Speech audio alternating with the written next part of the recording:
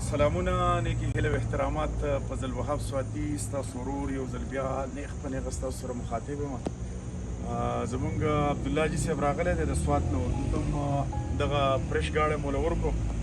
الله تعالی دې ده له بختور کړي او حاجي صاحب محترم دغه د دې ګاډي کاغذ والی او دا چابي والی او الله تعالی دې تاسو له بختور کړي. نور ملګرو ته هم ګزارش دی که چا فرش ګاډي لګي او که استعمال ګاډي نو بالکل سواتي هیوي مشینرۍ ته ځان را رسوئ، انشاءالله تاسو ته به اعتماد میلاویږي. ګاډي خو هر ځای میلاویږي خو موږ د ګاډو په ځای باندې خپل اعتماد خرڅولو انشاءالله.